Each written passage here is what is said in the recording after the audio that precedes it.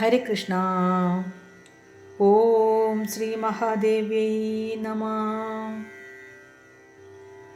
ലളിത സഹസ്രനാമത്തിൽ ദേവിയുടെ 117 നാമമായ ഭക്തസൗഭാഗ്യദായിനി എന്ന നാമത്തിൻ്റേതു വരെയുള്ള അർത്ഥമാണ് ഇന്നലെ മനസ്സിലാക്കിയത്. ഇനി ദേവിയുടെ 118 നാമമായ ഭക്തിപ്രിയ എന്ന നാമത്തിൻ്റെ അർത്ഥം മനസ്സിലാക്കാം. ഭക്തിപ്രിയ എന്ന നാമം ദേവിയെ ഭക്തിയിൽ പ്രിയമുള്ളവൾ എന്ന രീതിയിൽ വർണ്ണിക്കുന്നു. അതായത് ഭക്തിയിൽ പ്രീതിയുള്ളവൾ, ഭക്തിയെ ഇഷ്ടപ്പെടുന്നവൾ. ഭക്തൻ്റെ ഹൃദയത്തിലെ ആത്മാർത്ഥമായ ഭക്തിയാണ് ദേവിക്ക് ഏറ്റവും പ്രിയപ്പെട്ടത്.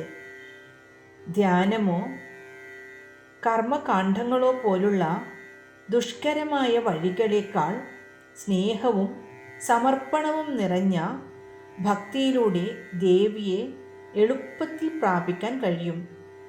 ഭക്തിയോടെ ദേവിയെ സമീപിക്കുന്ന ഭക്തരോട് അമ്മയെപ്പോലെ വാത്സല്യം കാണിക്കുന്നവളാണ് ദേവി. തൻ്റെ ഭക്തന്മാരുടെ ഭക്തി തന്നെയാണ് ദേവിക്ക് ഇഷ്ടം. ഭക്തിയുടെ ലളിതമായ വഴി തിരഞ്ഞെടുക്കുന്നവരെ ദേവി പ്രത്യേകമായി അനുഗ്രഹിക്കുന്നു. അങ്ങനെയുള്ളവരോട് അത്രയും പ്രിയമുള്ളവൾ എന്നർത്ഥം. ഇനി ദേവിയുടെ അടുത്ത നാമം 119 നാമമായ ഭക്തിഗമ്യ. ഗമ്യ എന്നാൽ പ്രാപിക്കാവുന്നവൾ അല്ലെങ്കിൽ സമീപിക്കാവുന്നവൾ. ദേവി ഭക്തിയെ ഇഷ്ടപ്പെടുന്നത് കൊണ്ട് ഭക്തിയിലൂടെ മാത്രം പ്രാപിക്കാൻ കഴിയുന്നവളാണ് ദേവി എന്നാണ് ഈ നാമത്തിൻ്റെ അർത്ഥം. ഭക്തി എന്ന മാർഗത്തിലൂടെ മാത്രമേ ദേവിയെ അറിയാൻ കഴിയുകയുള്ളൂ. ദേവിയെ തത്വപരമായി അറിയാനും മോക്ഷം നേടാനും കർമ്മം, ജ്ഞാനം, യോഗം എന്നീ മാർഗങ്ങൾ ഉണ്ടെങ്കിലും സാധാരണക്കാർക്ക് ഏറ്റവും എളുപ്പത്തിൽ ദേവിയെ പ്രാപിക്കാൻ പറ്റുന്ന മാർഗം ഭക്തിയാണ്. ആത്മാർത്ഥമായ അല്ലെങ്കിൽ ശുദ്ധമായ സ്നേഹം, സമർപ്പണം, വിശ്വാസം എന്നിവയോടെ ദേവിയെ ഭജിച്ചാൽ ദേവി എളുപ്പത്തിൽ പ്രസാദിക്കുകയും ഭക്തർക്ക് മോക്ഷം നൽകുകയും ചെയ്യുന്നു. ശുദ്ധമായ ഭക്തിയിലൂടെ മാത്രം പ്രാപിക്കാൻ കഴിയുന്നവൾ ദേവി. ഇനി ദേവിയുടെ 120 നാമമായ ഭക്തിവശ്യ.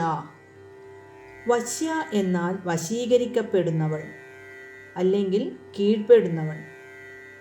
ഭക്തിയാൽ മാത്രം കീഴ്പ്പെടുത്താൻ കഴിയുന്നവൾ അല്ലെങ്കിൽ ഭക്തൻ്റെ സ്നേഹത്തിന് വശംവദയായിരിക്കുന്നവൾ ദേവി എന്നർത്ഥം. ഈ നാമം ദേവിയും ഭക്തനും തമ്മിലുള്ള ബന്ധത്തിൻ്റെ ഏറ്റവും ഉയർന്ന അവസ്ഥയെ സൂചിപ്പിക്കുന്നു. ശക്തി, അധികാരം, ധനം, ജ്ഞാനം, തപസ് എന്നിവയാലൊന്നും ദേവിയെ കീഴ്പ്പെടുത്താനാവില്ല. എന്നാൽ നിഷ്കളങ്കമായ ഭക്തിയാൽ ദേവി ഭക്തന് വേണ്ടി എന്തും ചെയ്യാൻ തയ്യാറാകുന്നു. അതായത് ഒരമ്മ സ്വന്തം കുഞ്ഞിൻ്റെ നിഷ്കളങ്കമായ സ്നേഹത്തിന് വശംവദയാകുന്നത് പോലെ ദേവി ഭക്തൻ്റെ സ്നേഹത്തിന് കീഴ്പ്പെടുന്നു. ഭക്തി ഒരു നിസാരമായ ആവശ്യം പോലുമില്ലാതെ പൂർണ്ണമായ സമർപ്പണത്തോടെ ഉള്ളതായിരിക്കണം എന്നു മാത്രം. അത്തരത്തിലുള്ള ഭക്തിക്ക് മുന്നിൽ ദേവി സ്വന്തം ദിവ്യത്വം മാറ്റിവെച്ച് ഭക്തൻ്റെ ഇഷ്ടം നിറവേറ്റാൻ തയ്യാറാകുന്നു. എൻ്റെ അമ്മയാണ് എന്ന ഭാവത്തിൽ വരുന്ന ഏതൊരാളെയും ചേർത്ത് പിടിക്കുന്നവളാണ് ദേവി. അങ്ങനെ വരുന്നവർക്ക് ദേവി വശപ്പെടുന്നു. അതായത് നിർമ്മലമായ ഭക്തിയോടെ ഉപാസിക്കുന്നവർക്ക് സ്വാധീനയാകുന്നവളാണ് ദേവി എന്നർത്ഥം. ഇനി ദേവിയുടെ 121 നാമമായ ഭയാപഹ. ഈ നാമം ദേവിയെ ഭയത്തെ ഇല്ലാതാക്കുന്നവൾ എന്ന നിലയിൽ വർണ്ണിക്കുന്നു. ഭയം പ്ലസ് അപഹ. അപഹ എന്നാൽ ഇല്ലാതാക്കുന്നവൾ. ഭീതിയെ അകറ്റുന്നവൾ ദേവി എന്നർത്ഥം.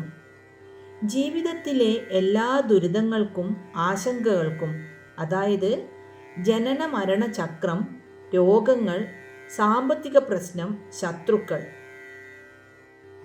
ഇങ്ങനെയൊക്കെയുള്ള എല്ലാ ആശങ്കകൾക്കും കാരണം അടിസ്ഥാനപരമായി ഭയമാണ്.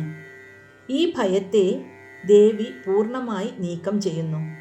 ദേവിയുടെ പാദങ്ങളിൽ അഭയം തേടുന്ന ഭക്തർക്ക് ലോകത്തിലുള്ള ഒന്നിനെക്കുറിച്ചും ഭയപ്പെടേണ്ടതില്ല. എല്ലാ ഭയത്തിൻ്റെയും കാരണം അജ്ഞതയാണ്. ദേവി തൻ്റെ ജ്ഞാനമാകുന്ന വെളിച്ചത്താൽ ഈ അജ്ഞതയെ ഇല്ലാതാക്കി ഭക്തന് ധൈര്യവും ആത്മവിശ്വാസവും നൽകുന്നു. അതായത് ഭക്തന് ബ്രഹ്മാനന്ദം നൽകി അവനെ ഭയത്തിൽ നിന്നും മുക്തനാക്കുന്നു എന്നാണ് ഈ നാമം കൊണ്ട് ഉദ്ദേശിക്കുന്നത്. ഇനി ദേവിയുടെ അടുത്ത നാമം 122 നാമമായ ശാംഭവി. ഈ നാമം ശിവനുമായി, അതായത് ശംഭു എന്നാൽ ശിവൻ എന്നാണല്ലോ അർത്ഥം. അങ്ങനെ ശിവനുമായി ബന്ധമുള്ളവൾ എന്ന നിലയിലും ആനന്ദം നൽകുന്നവൾ എന്ന നിലയിലും ദേവിയെ വർണ്ണിക്കുന്നു. ഇതിനു മുന്നേ പറഞ്ഞ നാമം ഭയാപഹ എന്നായിരുന്നല്ലോ. ആ നാമത്തിൻ്റെ അർത്ഥം ഭയമില്ലാതാക്കുന്നവൾ എന്നാണല്ലോ. അപ്പോൾ ഭയം അകന്നു കഴിഞ്ഞാൽ പിന്നെ നമുക്ക് ലഭിക്കുന്നത് എന്താണ്? അത് ആനന്ദമല്ലേ? അങ്ങനെ ആനന്ദം ലഭിക്കുന്ന അവസ്ഥ. ശമം എന്ന വാക്കിന് ശാന്തത, സമാധാനം എന്നൊക്കെയാണ് അർത്ഥം. അപ്പോൾ ശംഭവത്തിൽ നിന്ന് ഉത്ഭവിച്ചവൾ, അതായത് ആനന്ദത്തിൽ നിന്ന് ഉത്ഭവിച്ചവൾ. മാത്രമല്ല ശാംഭവി മുദ്രയെയും ഈ നാമം സൂചിപ്പിക്കുന്നു. ഈ മുദ്രയിൽ ധ്യാനിക്കുന്ന ആൾ കണ്ണുകൾ അടച്ചതുപോലെ ഇരിക്കുകയും പുരികങ്ങൾക്കിടയിലുള്ള സ്ഥാനത്തേക്ക്, അതായത് ആജ്ഞാചക്രത്തിലേക്ക് ശ്രദ്ധ കേന്ദ്രീകരിക്കുകയും ചെയ്യുന്നു. ഇങ്ങനെയുള്ള സാധന വഴി പ്രാപിക്കാൻ കഴിയുന്ന ശക്തിയാണ് ശാംഭവി ദേവി. അപ്പോൾ ഈ നാമത്തിന് 2-3 അർത്ഥങ്ങൾ കാണുന്നുണ്ട്.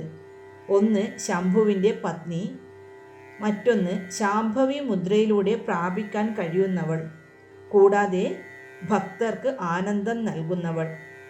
ഈ നാമം ശിവനും ശക്തിയും ഒന്നാണ്, അതായത് ശിവശക്തി ഐക്യത്തെ സൂചിപ്പിക്കുന്നു. ദേവിയെ ആരാധിക്കുമ്പോൾ ശിവന്റെ അനുഗ്രഹവും ലഭിക്കുന്നു. മാത്രമല്ല ശാംഭവി മുദ്ര കുണ്ഡലിനി ശക്തിയെ ഉണർത്തുന്നതിനും ആത്മീയമായ ഉന്നതി നേടുന്നതിനും സഹായകമാണ്. ഈ ഉന്നതമായ അവസ്ഥയിലേക്ക് നയിക്കുന്നവളാണ് ദേവി എന്നർത്ഥം. ഇനി ദേവിയുടെ അടുത്ത നാമം 123 നാമമായ ശാരദാരാധ്യ.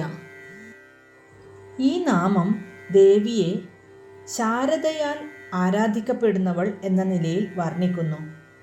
ഇത് ലളിതാദേവിയുടെ മഹത്വത്തെയും പരമാധികാരത്തെയും സൂചിപ്പിക്കുന്നു. ശാരദ എന്നത് സരസ്വതി ദേവിയുടെ നാമമാണ്. ജ്ഞാനം, അതായത് അറിവിൻ്റെയും സംഗീതത്തിൻ്റെയും ദേവിയാണല്ലോ സരസ്വതി ദേവി. ശരത്കാലവുമായി ബന്ധപ്പെട്ട ദേവിയാൽ ആരാധിക്കപ്പെടുന്നവൾ. അപ്പോൾ സരസ്വതി ദേവിയാൽ പോലും ആരാധിക്കപ്പെടുന്നവളാണ് ലളിത പരമേശ്വരി ദേവി. ഈ നാമത്തിലൂടെ ദേവിയാണ് മറ്റെല്ലാ ദേവതകൾക്കും ജ്ഞാനദേവതയായ സരസ്വതി ദേവിക്ക് പോലും ആരാധ്യയായ പരമമായ ശക്തി എന്ന് സ്ഥാപിക്കുന്നു. സരസ്വതി ദേവിയുടെ ജ്ഞാനം പോലും ലളിതാദേവിയിൽ നിന്നാണ് ഉത്ഭവിക്കുന്നത്. അതിനാൽ സരസ്വതിയുടെ അനുഗ്രഹം ലഭിക്കണമെങ്കിൽ പോലും ലളിതാദേവിയെ ആരാധിക്കണം എന്ന് പറയുന്നു. ശരത്കാലത്തെ സംബന്ധിക്കുന്നത് ശാരദം. ചിങ്ങം കന്നി മാസങ്ങളാണ് ശരത്കാലം. ദേവി പ്രധാനമായ നവരാത്രി പൂജ ശരത്കാലത്താണ്. ആ ശരത്കാലത്ത് നവരാത്രി പൂജയ്ക്ക് പ്രത്യേകതയുണ്ട്. അങ്ങനെയാകുമ്പോൾ ദേവി ശാരദാരാധ്യ തന്നെ. ഇനി ദേവിയുടെ 124 നാമം ശർവാണി. ഈ നാമം ദേവിയെ ശർവൻ്റെ, അതായത് ശിവൻ്റെ പത്നി എന്ന നിലയിൽ വർണ്ണിക്കുന്നു. ഇത് ദേവിയുടെ ശിവനുമായുള്ള അഭേദ്യമായ ബന്ധത്തെ സൂചിപ്പിക്കുന്നു. ശിവൻ എന്നാൽ മംഗളസ്വരൂപൻ. മംഗളസ്വരൂപനായിരിക്കുന്നവൻ ദുരിതങ്ങളെ ഇല്ലാതാക്കുന്നവനാണ്. അങ്ങനെയാകുമ്പോൾ ശിവൻ്റെ പത്നി. ഈ നാമം ശിവശക്തി ഐക്യത്തെ വീണ്ടും ഉറപ്പിക്കുന്നു. അതായത് ശിവനില്ലാതെ ശക്തിയില്ല, ശക്തിയില്ലാതെ ശിവനില്ല. ശർവൻ ദുരിതങ്ങളെ നശിപ്പിക്കുന്നത് പോലെ ശർവാണി ദേവി ഭക്തരുടെ എല്ലാ പ്രശ്നങ്ങളെയും ദുരിതങ്ങളെയും ഇല്ലാതാക്കുന്നു. അപ്പോൾ ശർവാണി എന്നാൽ ഭക്തർക്ക് ദുഃഖത്തിൽ നിന്നും മോചനം നൽകുന്നവൾ എന്നർത്ഥം. ഇനി ദേവിയുടെ 125 നാമം ശർമ്മദായിനി. ഈ നാമം ദേവിയെ സുഖവും ആനന്ദവും നൽകുന്നവൾ എന്ന നിലയിൽ വർണ്ണിക്കുന്നു. ശർവാണി എന്ന നാമം ദുരിതങ്ങളെ നശിപ്പിക്കുന്നവൾ. അപ്പോൾ ആ നാമത്തിൻ്റെ ഫലമായി ലഭിക്കുന്ന അവസ്ഥയാണ് ശർമ്മദായിനി. അതായത് ദുരിതങ്ങൾ മാറുമ്പോഴാണല്ലോ സുഖം ലഭിക്കുന്നത്. ശർമ്മം എന്നാൽ സുഖം, സന്തോഷം, ആനന്ദം എന്നൊക്കെയാണ് അർത്ഥം. ദായിനി നൽകുന്നവൾ. ഭവാരണ്യം, ഭയം, ദുരിതം എന്നിവയെല്ലാം നീക്കിയ ശേഷം ദേവി ഭക്തന് നൽകുന്ന പരമമായ അനുഗ്രഹമാണ് ശർമ്മം. ഭക്തിയിലിരിക്കുന്നവർക്ക് എപ്പോഴും സുഖമാണല്ലോ ഉണ്ടാകുന്നത്. അവരെ ഈ ലോകത്തിലുള്ള യാതൊരു യാതനകളും അലട്ടുകയില്ല. അപ്പോൾ ഭക്തിയിലിരിക്കുന്നവർക്ക് സുഖത്തെ ദാനം ചെയ്യുന്നവൾ. അതായത് ഭക്തിമാർഗം സ്വീകരിക്കുന്നവർക്ക് സൗഭാഗ്യവും ഭയമില്ലാത്ത അവസ്ഥയും ഒടുവിൽ സുഖവും ആനന്ദവും നൽകുന്നവൾ ദേവി എന്നർത്ഥം. ഇനി നമുക്ക് ഇന്നു പഠിച്ച നാമങ്ങൾ ഒന്ന് ചൊല്ലി നോക്കാം. ഭക്തിപ്രിയ, ഭക്തിഗമ്യ, ഭക്തിവശ്യ, ഭയാപഹ, ശാംഭവി, ശാരദാരാധ്യ, ശർവാണി, ശർമ്മദായിനി. ഓം ശ്രീ മഹാദേവ്യൈ നമഃ. ഹരേ കൃഷ്ണ.